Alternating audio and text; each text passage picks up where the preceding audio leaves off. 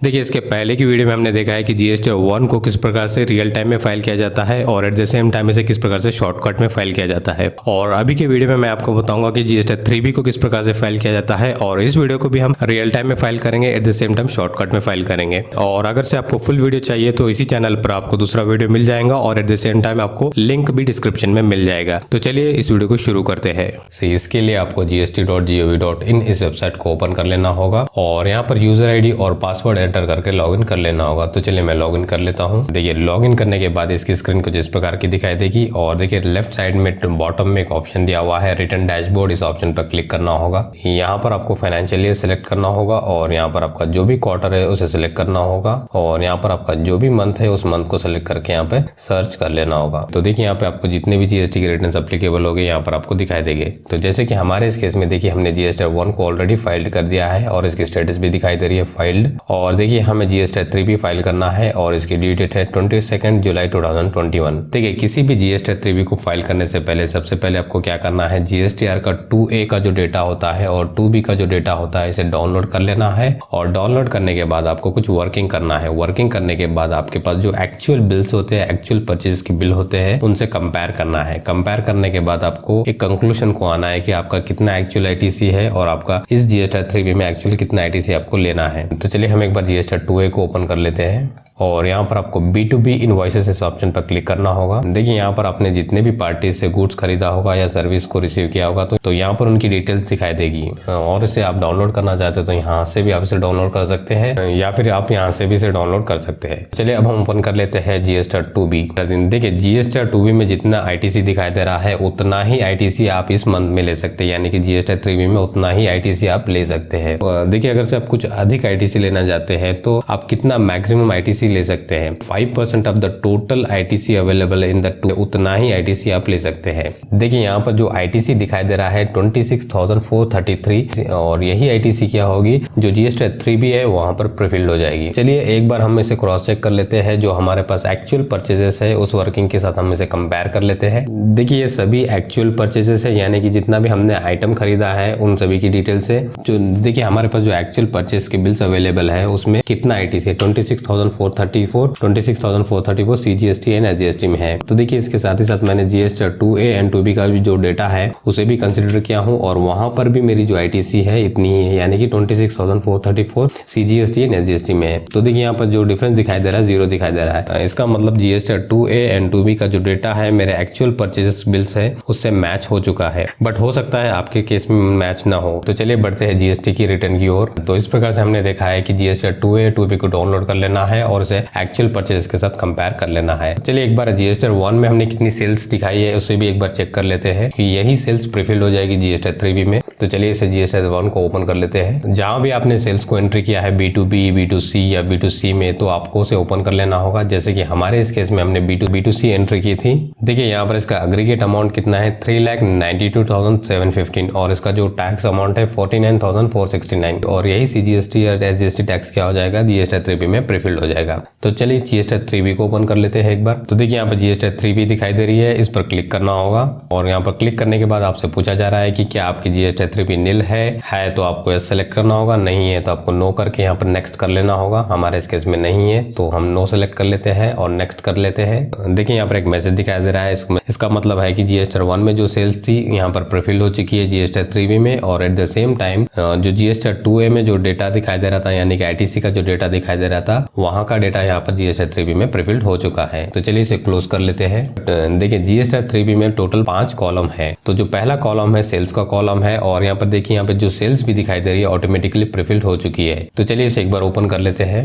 तो देखिए हमने जो जीएसटी 1 को ओपन करके देखा तो वहां पर भी इतनी ही सेल थी 3,92,715 और जो सीजीएसटी और एसजीएसटी का अमाउंट था 24,724। तो इसका मतलब जो सेल्स की डिटेल्स करेक्टली प्रीफिल्ड हो चुकी है। तो चलिए इसे कंफर्म कर लेते हैं। अब बढ़ते हैं नेक्स्ट कॉलम की ओर, इंटरेस्टेड सप्लाई। तो चलिए इसे ओपन कर लेते हैं। देखिए यह जो इंटरेस्टेड सप्लाई है कुछ अलग सप्लाई नहीं है, यानी कि सेपरेट सप्लाई नहीं है। जो सप्लाई हमने जीएसटी 1 में एंट्री की थी वही सप्लाई है। यहाँ पर सिर्फ गवर्नमेंट कुछ अधिक डिटेल्स मांग रही है। तो अगर से आपके पास किसी प्रकार की इंटरेस्टेड सप्लाई होती है अनरजिस्टर्ड पर्सन के केस में या फिर कंपोजिशन टैक्सेबल पर्सन के केस में या फिर यूएन होल्डर के केस में तो आपको इन डिटेल्स को फिल करना होगा, बट हमारे इस केस में नहीं है तो यहाँ पर कैंसिल कर लेते हैं। तो देखिए यहाँ पर तीसरा जो कॉलम है एलिजिबल आईटीसी, इसे हम बाद में देखते हैं, बट बढ़ते हैं चौथे कॉलम की ओर, exempted nil and non GST purchases. देखिए इनवर्ट सप्लाईज का मतलब होता है परचेजेस। तो चलिए इसे ओपन कर लेते हैं। देखिए अगर से आपके केस में किसी प्रकार के नील रेटेड, एग्जेम्प्टेड और नॉन जीएसटी परचेजेस होते हैं तो आपको उन डिटेल्स को यहाँ पर फिल करना होगा, बट हमारे इस केस में नहीं है तो यहाँ पर हम इसे कैंसिल कर लेते हैं। तो अब हम बढ़ते हैं वेरी इंपॉर्टेंट थर्ड कॉलम की ओर, एलिजिबल आईटीसी। देखिए यहाँ पर जो टैक्स का अमाउंट दिखाई दे रहा है इंटीग्रेटेड टैक्स 00 और जो सेंट्रल टैक्स और सीजीएसटी और एसजीएसटी दिखाई दे रहा है 26,433। तो देखिए मैंने सबसे पहले आपको बताया था 2A एंड 2B में जो आईटीसी दिखाई दे रही है वही आईटीसी यहाँ पर प्रीफिल्ड हो चुकी है और हमारी आईटीसी एकदम एग्जैक्टली मैच भी हो रही है। तो चलिए इसे ओपन कर लेते हैं कि अगर से आपके केस में import of goods, import of services, inward from ISD और इनकी डिटेल्स भी यहाँ पर दिखाई देगी। जैसे कि हमारे इस केस में देखिए ऑल अदर आईटीसी यहाँ पे दिखाई दे रही है, सीजीएसटी एंड एसजीएसटी में दिखाई दे रही है 26,433। देखिए जो हमारे पास एक्चुअल परचेजेस बिल्स है उसमें जो आईटीसी है वह आईटीसी 2A एंड 2B के डेटा के साथ मैच हो चुकी है। तो इस प्रकार से हमने पूरे 4 कॉलम को कंप्लीट कर दिया है। अब हम बढ़ते हैं 5वें कॉलम की ओर, इंटरेस्ट एंड लेट फी। तो देखिए यहाँ पे 00 दिखाई दे रही है। इसका मतलब यह है कि हमारे इस केस में किसी प्रकार का इंटरेस्ट नहीं है और लेट फी भी नहीं है। तो चलिए एक बार इसे ओपन कर लेते हैं। देखिए यहाँ पर जो इंटरेस्ट का कॉलम दिखाई दे रहा है आपको खुद से कैलकुलेट करना होगा और यहाँ पर एंटर करना होगा, नहीं करोगे तो आपको नोटिस आएगा। अब यह इंटरेस्ट कब लगता है? देखिए अगर से आपको जीएसटी टैक्स पेबल है और आप लेट पेमेंट करते हैं यानी कि ड्यू डेट में पेमेंट नहीं करते हैं तो वहां पर आपको लेट पेमेंट ऑफ जीएसटी के केस में क्या होता है, इंटरेस्ट लगता है और उसे कैलकुलेट करके यहाँ पर आपको एंटर करना होगा। देखिए हमारे इस केस में नहीं है। और ठीक उसी तरह देखिए यहाँ पर और के कॉलम दिया हुआ है लेट फीस। देखिए लेट फीस का मतलब होता है कि अगर से आप किसी प्रकार की जीएसटी 3B को लेट फाइल करते हैं तो वहां पर आपको पेनाल्टी लगती है। अगर से आप देखिए नील रिटर्न फाइल करते हैं तो सीजीएसटी एंड एसजीएसटी में 10 रुपीज पर डे यानी कि 20 रुपीज पर रिटर्न आपको पे करना होगा।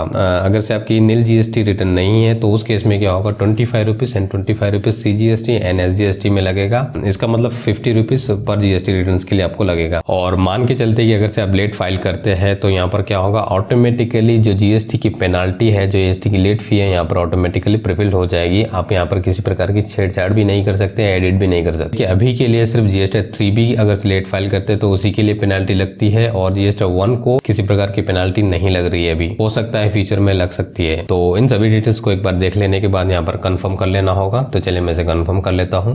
तो इस प्रकार से हमने क्या किया है, जितने भी 5 कॉलम्स दिखाई दे रहे हैं उन 5 कॉलम्स को हमने अच्छी तरीके से फिल कर दिया है। और इन्हें फिल करने के बाद नीचे की स्क्रॉल कर लीजिए। स्क्रॉल करने के बाद देखिए यहाँ पर आपको कई ऑप्शंस मिल जाते हैं, जैसे कि आप सिस्टम जनरेटेड जीएसटी 3B को डाउनलोड कर सकते हैं। तो चलिए मैं इसे डाउनलोड कर लेता हूँ और डाउनलोड करने के बाद इसे आपको चेक कर लेना होगा। तो चलिए फिर से जीएसटी रिटर्न्स की ओर बढ़ते हैं और इन सभी डिटेल्स को फिल करने के बाद देखिए यहाँ पर एक ऑप्शन दिया हुआ है सेव जीएसटी 3B। इस ऑप्शन पर आपको क्लिक करना है और जो भी आपने डेटा एंटर किया है उसे सेव कर लेना है। तो देखिए आपका जो डेटा है सेव हो चुका है। यहाँ पर ग्रीन कलर में एक मैसेज भी दिखाई दे रहा है। फिर से आपको नीचे की ओर स्क्रॉल करना है और यहाँ पर एक ऑप्शन दिया हुआ है प्रीव्यू। इस ऑप्शन पर क्लिक करके आप उसे इसका प्रीव्यू देख लेना है। तो देखिए प्रीव्यू पीडीएफ फाइल को मैंने ओपन कर लिया हूँ और यहाँ पर जो हमारी सेल्स है दिखाई दे रही है और यहाँ पर जो टैक्स का अमाउंट है वो भी दिखाई दे रहा है और देखिए यहाँ पर जो हमने आईटीसी क्लेम किया है वो भी दिखाई दे रहा है। तो इस प्रकार से आपको क्या करना है, यहाँ पर जो पीडीएफ की प्रीव्यू फाइल है इसे अच्छी तरीके से देख लेना है। तो चलिए हम जीएसटी की रिटर्न की ओर बढ़ते हैं और इन सभी डिटेल्स को कंफर्म करने के बाद देखिए यहाँ पर एक ऑप्शन दिया हुआ है प्रोसीड टू पेमेंट। इस ऑप्शन पर क्लिक करना है। देखिए प्रोसीड टू पेमेंट इस ऑप्शन पर क्लिक करने के बाद यहाँ पर आपको कैश लेजर की डिटेल्स दिखाई देगी एंड क्रेडिट लेजर्स की डिटेल्स दिखाई देगी। यानी कि कैश लेजर में जो सीजीएसटी एसजीएसटी टैक्स होता है उन सभी की डिटेल्स यहाँ पे दिखाई देगी। तो जैसे कि हमारे इस केस में देखिए कैश लेजर में किसी प्रकार का बैलेंस नहीं है, बट देखिए यहाँ पर जो हमारा क्रेडिट लेजर है इस क्रेडिट लेजर में हमारे पास सीजीएसटी में देखिए 70,325 अमाउंट है और एसजीएसटी में देखिए 70,325 है और इसका यहाँ पर टोटल दिया हुआ है।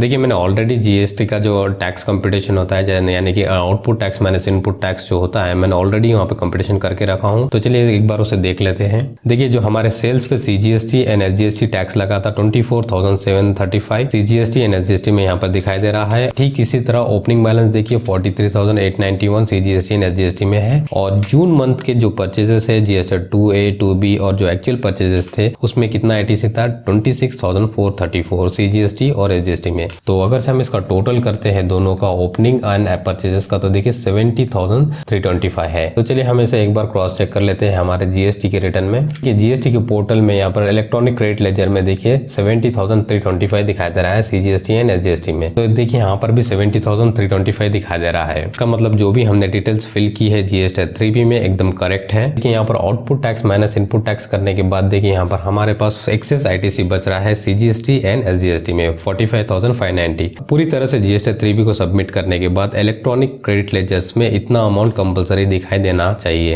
अगर से यह बैलेंसेस नहीं दिखाई देते हैं तो इसका मतलब है कि हमने कहीं ना कहीं कुछ मिस्टेक कर दी है। तो चलिए रिटर्न की ओर बढ़ते हैं। कैश लेजर और क्रेडिट लेजर को कंफर्म करने के बाद आपको नीचे की ओर स्क्रॉल करना होगा। देखिए यहाँ पर क्या होता है, सेट ऑफ जीएसटी के टैक्सेस का यूटिलाइजेशन का रूल अप्लाई होता है, यानी कि output tax minus input tax का यहाँ पे सेट ऑफ किया जाता है। तो देखिए जैसे कि हमारे इस केस में देखिए जो हमने सेल्स की है उस पर सीजीएसटी कितना लग रहा है 24,735 सीजीएसटी एंड एसजीएसटी में, और यही आउटपुट टैक्स कहाँ से सेट ऑफ किया जा रहा है, आईटीसी जो इलेक्ट्रॉनिक क्रेडिट लेजर्स में हमारे पास बैलेंस है सीजीएसटी एंड एसजीएसटी में, वहां से सेट ऑफ किया जा रहा है। अगर से आपके पास किसी प्रकार के अदर टैक्सेस हो गए जैसे कि आरसीएम के, तो यहाँ पर आपको उनकी डिटेल्स दिखाई देगी, बट हमारे इस केस में नहीं है तो नहीं दिखाई देगी। देखिए जीएसटी के टैक्सेस को सेट ऑफ करने यानी कि इसके रूल को समझने के लिए आपको कुछ प्रैक्टिकल नॉलेज की आवश्यकता होती है। देखिए अगर से मान के चलते कि अगर से आपका टैक्स पेबल हो जाता है तो यहाँ पर आपको क्या करना होगा, क्रिएट चालान इस ऑप्शन पर क्लिक करना होगा, और क्रिएट चालान इस ऑप्शन पर क्लिक करने के बाद यहाँ पर जो भी आपका टैक्स पेबल होगा सीजीएसटी में, एसजीएसटी में या फिर इंटरेस्ट पेनाल्टी में, यहाँ पर क्या होगा, प्रीफिल्ड हो जाएगा। प्रीफिल्ड होने के बाद आप क्या कर सकते हैं, यहाँ पर ऑनलाइन पेमेंट कर सकते हैं। बट हमारे इस केस में किसी प्रकार का टैक्स पेबल नहीं है, तो यहाँ पर किसी प्रकार के टैक्स पेबल की जो डिटेल्स है नहीं दिखाई दे रही है। तो चलिए फिर से जीएसटी की रिटर्न की ओर बढ़ते हैं। कि अगर से आपके पास किसी प्रकार का नॉलेज नहीं है तो यहाँ पर आपको जो सिस्टम द्वारा सेट ऑफ किया जा रहा है उसे ही एक्सेप्ट करना होगा, अदरवाइज किसी की हेल्प लेना होगा। और इन सभी डिटेल्स को फिल करने के बाद यहाँ पर एक ऑप्शन दिया हुआ है मेक पेमेंट और पोस्ट क्रेडिट टू लेजर्स, तो इस ऑप्शन को क्लिक कर लेना होगा।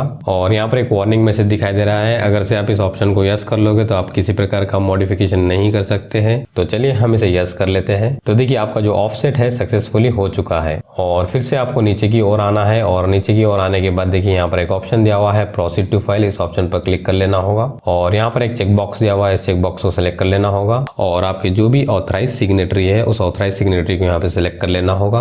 और देखिए यहाँ पर आप प्रीव्यू देखना चाहते हैं तो प्रीव्यू देख सकते हैं, और इसे फाइल करना चाहते हैं तो यहाँ पे दो ऑप्शंस मिलते हैं, पहला ईवीसी के द्वारा, दूसरा डीएससी के द्वारा। तो चलिए हम सिलेक्ट कर लेते हैं ईवीसी जो नॉर्मली यूज किया जाता है। तो देखिए हमारे रजिस्टर्ड मोबाइल नंबर पर रजिस्टर्ड ईमेल आईडी पर ओटीपी सेंड कर दिया गया है। इस ओटीपी को एंटर करके हमें इसे वेरीफाई कर लेना होगा। तो चलिए मैं इस ओटीपी को एंटर कर लेता हूँ। देखिए मैंने इस ओटीपी को एंटर कर लिया हूँ। यहाँ पर एक ऑप्शन दिया हुआ है वेरीफाई, इस ऑप्शन पर क्लिक करना होगा। देखिए यहाँ पर एक मैसेज दिखाई दे रहा है, इसका मतलब है कि आपका जो जीएसटी का रिटर्न है जीएसटी 3B सक्सेसफुली सबमिट हो चुका है, और इसका जो नोटिफिकेशन है आपके रजिस्टर्ड ईमेल आईडी और मोबाइल नंबर पर सेंड कर दिया गया है। क्या सही में जीएसटी 3B फाइल हो चुका है या नहीं, इसे देखने के लिए आपको फिर से रिटर्न के डैशबोर्ड पर जाना होगा। देखिए टॉप में लेफ्ट साइड में एक ऑप्शन दिया हुआ है डैशबोर्ड, इस ऑप्शन पर क्लिक करना होगा, और मिडिल में यहाँ पर एक ऑप्शन दिया हुआ है फाइल रिटर्न्स, इस ऑप्शन पर क्लिक करना होगा, और आपका जो भी पीरियड है इसे सेलेक्ट कर लेना होगा। तो देखिए यहाँ पे जीएसटी 3B की जो स्टेटस दिखाई दे रही है, फाइल दिखाई दे रही है, और इसके पहले की जो जीएसटी 1 को हमने फाइल किया था जीएसटी 1 भी फाइल दिखाई दे रही है। इसका मतलब हमने जून मंथ की जीएसटी 1 एंड जीएसटी 3B को सक्सेसफुली फाइल्ड कर दिया है। Input tax minus input tax करने के बाद यहाँ पर कितना सीजीएसटी और एजीएसटी में अमाउंट है, देखिए 45,590, और यही अमाउंट आपको जीएसटी के पोर्टल में रहना चाहिए,